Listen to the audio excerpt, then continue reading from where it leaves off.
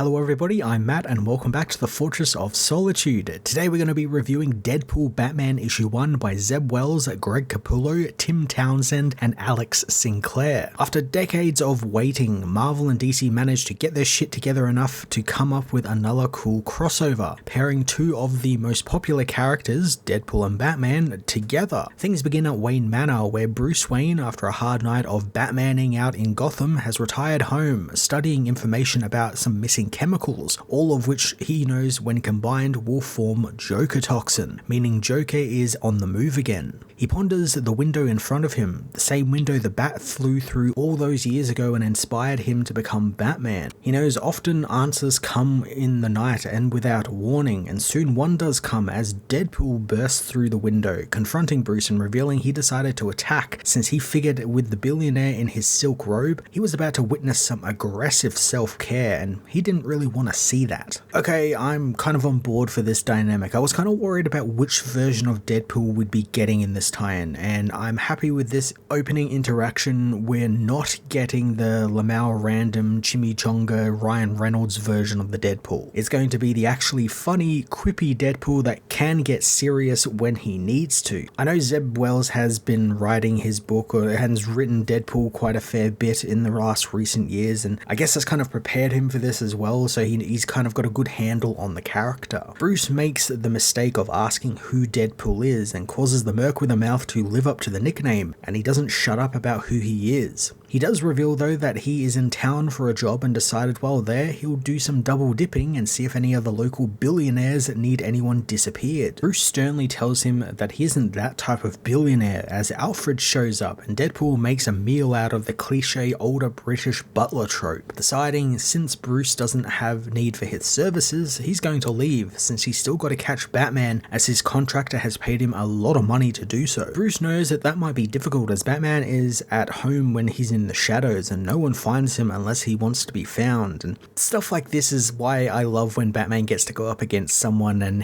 they don't know who he is, and so he gets to kind of gas himself up a little bit here and kind of make out the Batman legend is more than what it is, and I always like it when he does that. He doesn't do it all the time, but when he gets a chance to do that, it's always fun. Deadpool soon spots the bat signal, deciding to head to its location since it's going to lure Batman to it. As Deadpool leaves thinking he's made an easy payday, Bruce suits up, planning on giving Deadpool a run for his money. On the roof of the GCPD, Commissioner Jim Gordon waits with the bat signal as Deadpool awkwardly clambers up onto the roof. Jim keeps him at a distance, flashing his badge and gun, but Deadpool isn't too bothered by the grizzled old-timer. Jim surprisingly hits back, knowing that Deadpool is just another mentally ill lunatic with no moral compass. Wade thinks that Jim sounds like his dad as Jim tells him to beat it since Batman is busy. Deadpool points his katana at Jim, telling the cop to leave before he knocks the old-timer over and shatters a hip. Jim knows he probably shouldn't have done that as Batman suddenly attacks and everyone finally gets the fight they've all been waiting for.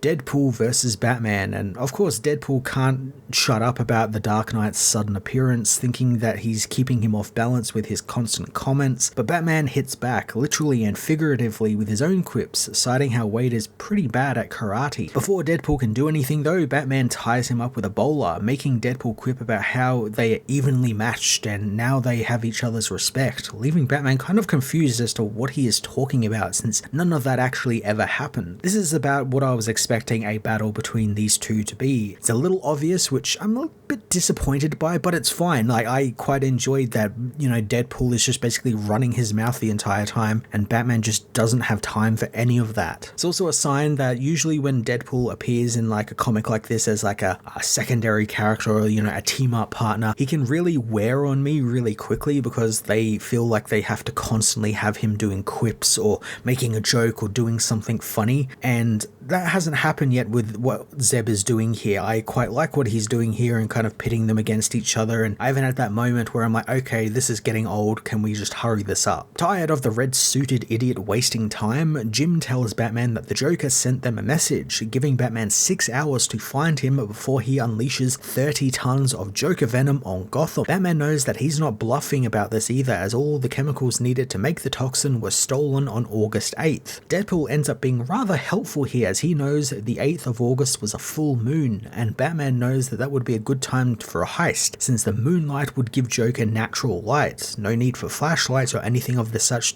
to attract attention. Deadpool also knows that the coastal caves appear more thanks to the tide getting lower, making Batman realize Joker is using the caverns to hide out in. So this isn't something I expected. Deadpool getting involved in the mystery side of things and actually helping Batman out, kind of being his partner a little bit. Albeit he's kind of not really doing it on purpose, it's just him kind of being an idiot, and I kind of like that dynamic. Looking over a map of the coast, Deadpool points out a northern cave near Piccadilly Pier, citing how that would make a great hideout, and he and Batman should partake in the nearby fair until the tides go down and they can enter the cave. Jim knows that Batman has this look in his eyes, and he doesn't believe the hero would ever do it, but Batman ends up trusting Deadpool, going along with his plan. Later, as they speed through the Gotham streets in the Batmobile, Deadpool continues to get on Batman's nerves, citing Batman's young Robins. Gently, or as gently as Deadpool can, broach the, let's say, homoerotic nature of Batman and Robin's partnership. This is kind of the obvious joke, but it got a good chuckle out of me since it is one of those things that people have joked about for literal decades. And I've been loving how Batman has just been reacting to Deadpool as well, or should I say not reacting, like he's not just giving him the time of day at all. He's just flat out ignoring the guy, just trying to drown him out. Things take a turn when Deadpool reveals that he didn't actually have to beat Batman before, he just needed to get him in an enclosed space. Wade sets off a gas grenade, knocking Batman out as he complains that he now has to drive the Batmobile, something he can't do since he can't drive a stick shift car. Sometime later, Batman awakens in Joker's lair, having been brought there by Deadpool, who is working for the Joker. I love even Joker doesn't really have time for Deadpool's crap, not really interested in his quips or jokes, and it almost feels like there is a rivalry there. Like he kind of hates what Deadpool is actually, since Deadpool has some funny lines and he could potentially outshine him. Batman doesn't think that Joker hiring a subcontractor is like him, and Joker agrees, but he has also been up to some self-sabotaging lately and wanted to put a stop to that, wanting to put in the work and do some self-therapy. And this is where Deadpool comes in, as he believes that the mercenary would actually keep his dysfunctions at bay. Zeb does a neat little bit of world building here where Joker found Deadpool thanks to Clarion the Witch Boy, who did some sort of mirror spell that showed Joker his exact opposite. However, that exact opposite was in a different universe, and so using the Cosmic Treadmill and Reverse Flash's help, they pulled Deadpool over into their universe to help out. I quite like this explanation, meaning that this story is technically canon, as it's not set in that DC Marvel world where both universes exist together on the same Earth like they do in some of the backups in this issue. It's its own separate world. Both Marvel and DC are their own separate worlds, so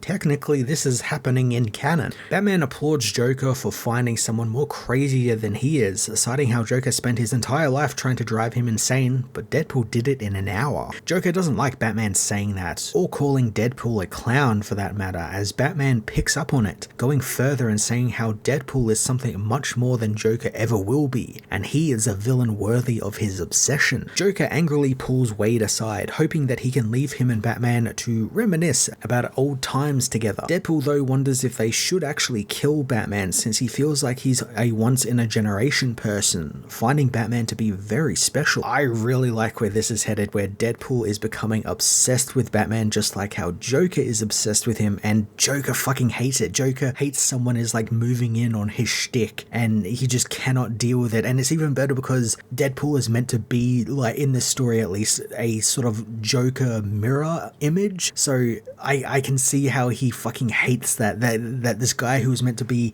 there to help him is kind of like moving in on his deal, and he just fucking hates it. Deadpool thinks that they could both be Batman's nemesises, and Joker likes the idea, wanting to shake on it. Wade grabs his hand, and along with being zapped by the electric zapper on his hand, he's also injected with Joker venom, turning him into a Jokerized Deadpool who attacks Joker. I love the Joker venom actually also has no effect on Deadpool whatsoever thanks to his healing factor, so he doesn't become like a crazy idiot, because I mean he already is a crazy idiot, but also thanks to the giant smile he has on his face, some of his words come out jumbled thanks to his gums being stretched tight over his teeth so he can't say the words properly.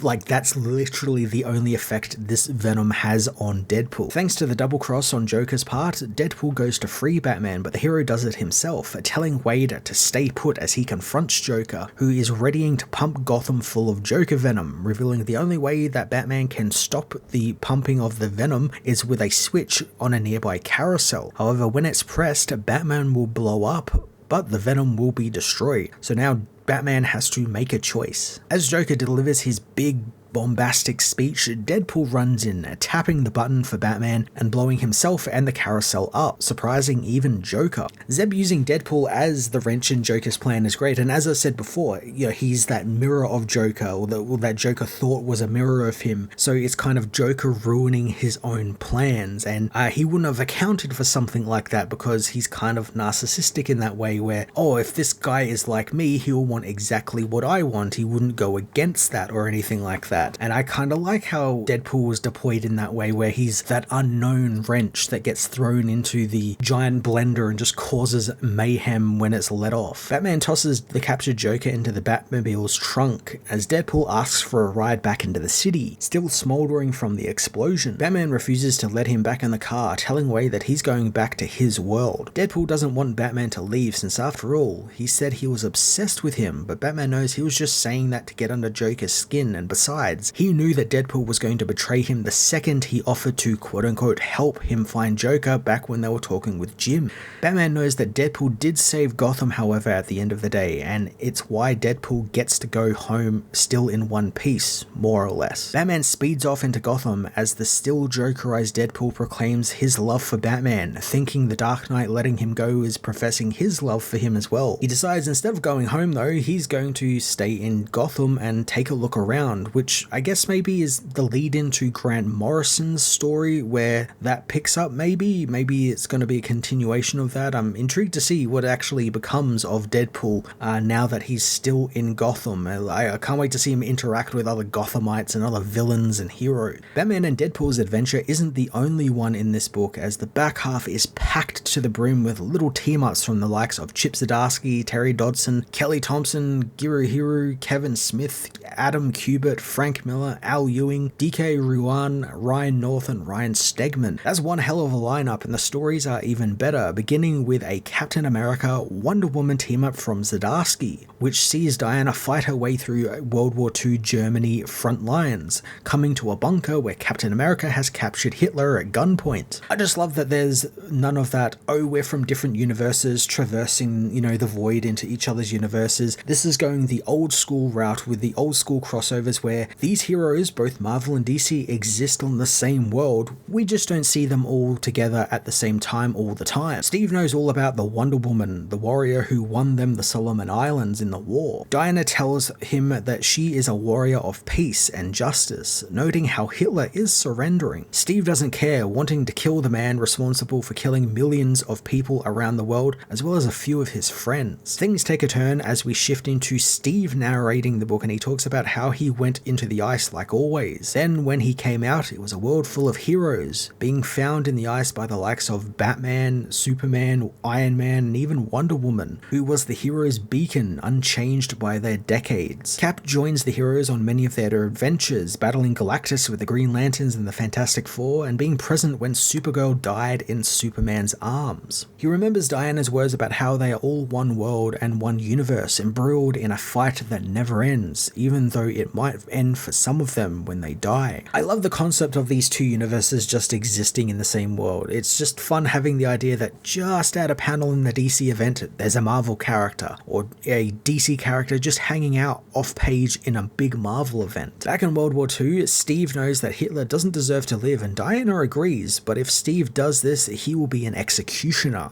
And since this man harmed half the world should have the satisfaction of determining his fate, not one man. Steve knows that it would only take one bullet, just like it would take one slice from Diana's sword, the same sword the so-called warrior of peace seems to carry. Diana touches Steve with the lasso of truth, telling him that she knows of his exploits and how he seems to be a man of honor and stands, just like her, for justice. She asks if this is what he really wants, and Steve instantly answers yes, he wants Hitler dead. Wonder Woman asks if doing it this way is justice. So look, I know what Zdarsky is getting at here. Killing one man doesn't end the evil he wrought in the world, and also what does violence against someone who has enacted violence against you do? It just breeds more violence. I get all of these things he's doing it here, but I feel like maybe there was a better way of going about it, especially when said man that is being talked about whether they should kill or not is fucking Hitler. Like, just dome the fucker and be done with it, just kill him. Like, of course you would kill him, right? Time shifts again to Captain America and Wonder Woman's shared history throughout the decades and how Diana was on the opposite end of such a situation like this with Maxwell Lord. But Steve managed to stop her from going too far and killing Maxwell, reminding Diana that he and her were symbols, even if they didn't want that burden, so they would always just figure things out. I like that they have this kinship between Steve and Diana here through history. They find each other, they both represent so much to the people, and they try their best to live up to that ideal that's thrusted upon them. So them finding common ground in that and being each other's support network is really a damn interesting idea, and one I would like to see a bit more fleshed out rather than just having 6 or 9 pages here in a crossover to do so. That's like a really interesting idea. Years tick on and Cap and Diana become like family, with Steve hanging out with Trinity, Diana's daughter, and even Batman. Back in the past, Steve tosses his gun to the side, knowing that killing Hitler there and now isn't justice. The world should get to end this monster. As Diana and Steve sort out his arrest,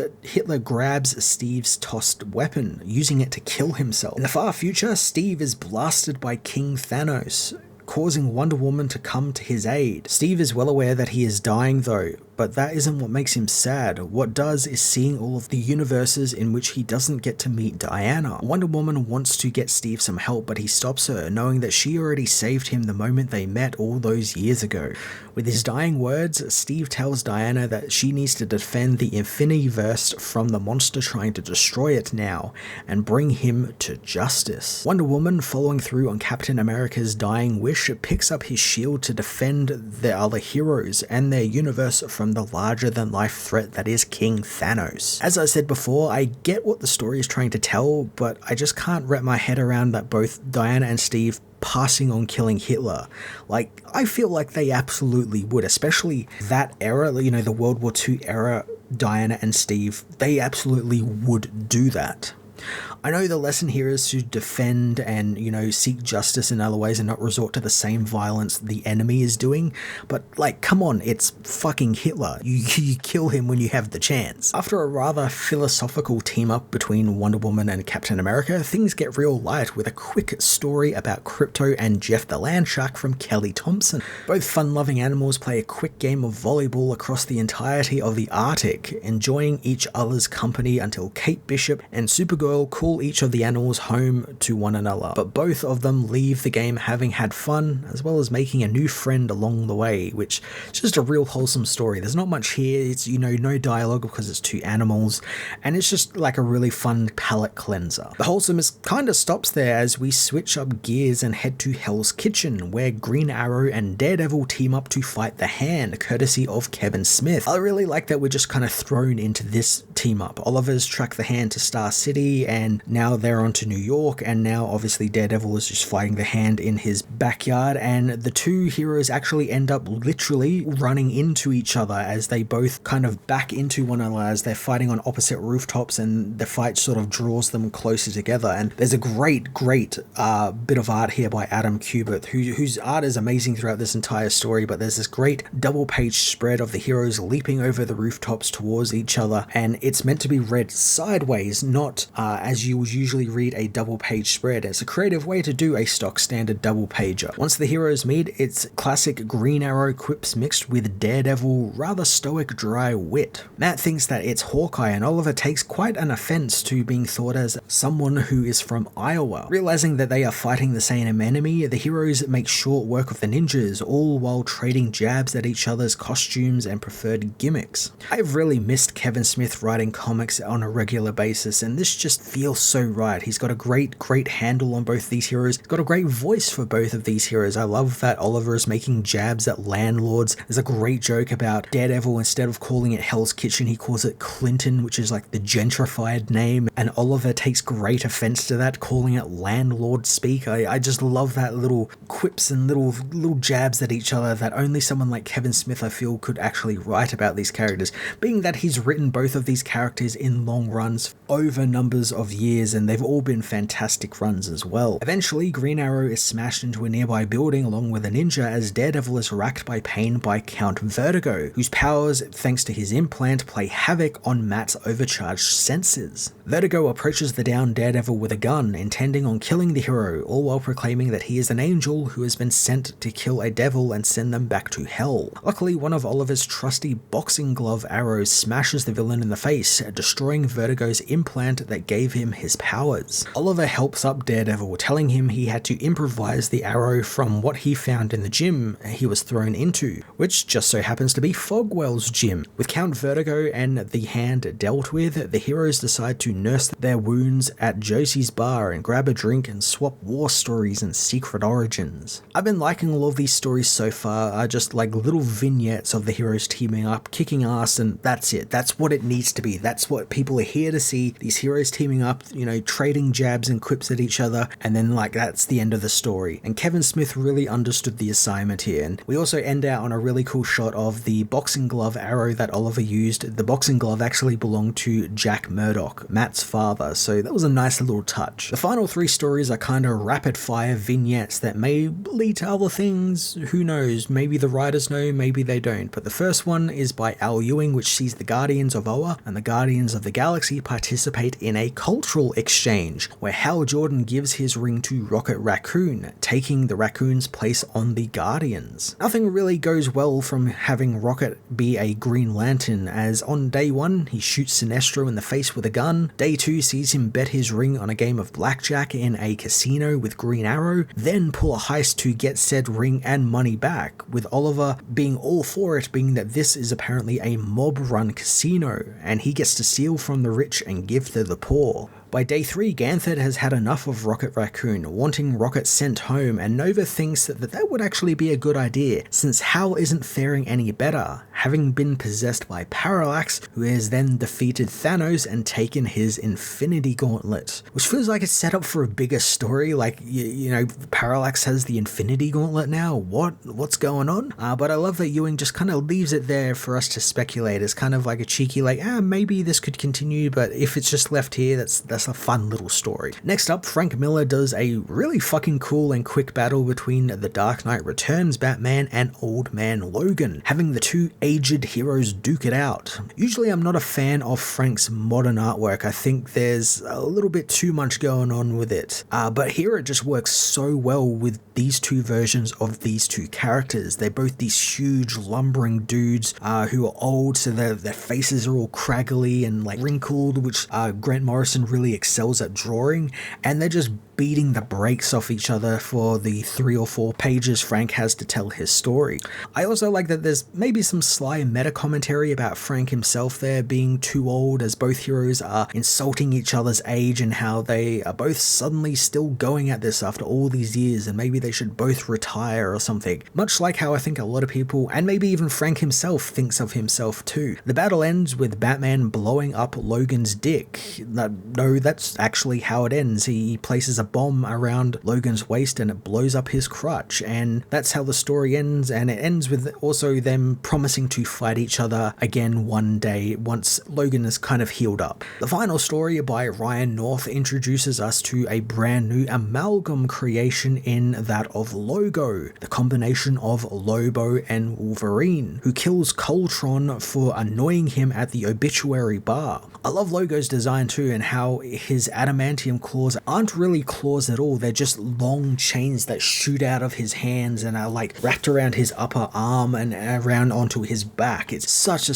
sick design. Knowing Coltron will be back up and running very soon, Logo eagerly awaits his revenge, telling the bartender of the obituary bar to tell him once he comes back that he is the best at what he does, and what he does isn't fraggin' nice. As Logo leaves, he destroys Thanoside's copter, making me remember, oh yeah, there was that combination of Thanos and Darkseid in the Amalgam universe called Thanoside. Such a weird creation, but I do like that he has the Thanoside copter. That's kind of a neat little gag. Logo speeds off into the galaxy, hoping they tell Super Soldier, who's the Superman and Captain America amalgam character, that when he hears the engine of Weapon XXX, it means he's coming for him, which feels like a great way to set up a possible spin-off with Logo. I kind of feel like like, okay, we're making a new character here, maybe there's something happening with this character, maybe we're gonna see a bit more of him, since why would you make a new character just for like a 3-page story? Like, that doesn't really make much sense to me. But if it also means we get to come back into the Amalgam universe, which is technically different from the DC Marvel crossover universe we've been seeing as well, it's, you know, a combination of all of these characters together, that's going to be really fun too, because since we last got the last couple of Amalgam comics, there have been a couple of new additions to both the Marvel and DC universes in terms of heroes and villains and characters who could amalgamate together, so that's really exciting, and I'm intrigued to see if they have anything up their sleeves in terms for an Amalgam book coming out anytime in the future. Deadpool Batman issue 1 was pretty damn fun, and that's exactly what I wanted this book to be. I just wanted it to be these heroes meeting and, you know, having a little adventure, and that's really all it is, and I couldn't ask for anything more. It was a nice selection of stories too. I like that it wasn't the usual suspects in stories. We had a couple of, you know, obvious ones like Wonder Woman, Captain America, but I like that we got one with Hal Jordan crossing over with the Guardians and turning into Parallax, or the, you know, Crypto and Jeff story. That was really fun. It was a nice selection, and I'm intrigued to see what's going to happen in the Grant Morrison Batman Deadpool book that comes out, I think, a little later on this year. That's going to be interesting to see what stories are in that. I know there's a Constantine Doctor Strange story, and I think that's about all I know in terms of what other tie-ins are in for that. So I'm very looking forward to that, but this one was really fun. It scratched that itch of having these characters interact. It did it really well. It respected the past and bringing that universe back where they're all sort of in the same universe at the same time. It was just a really fun read. I'm going to give this issue a 9.5 out of 10.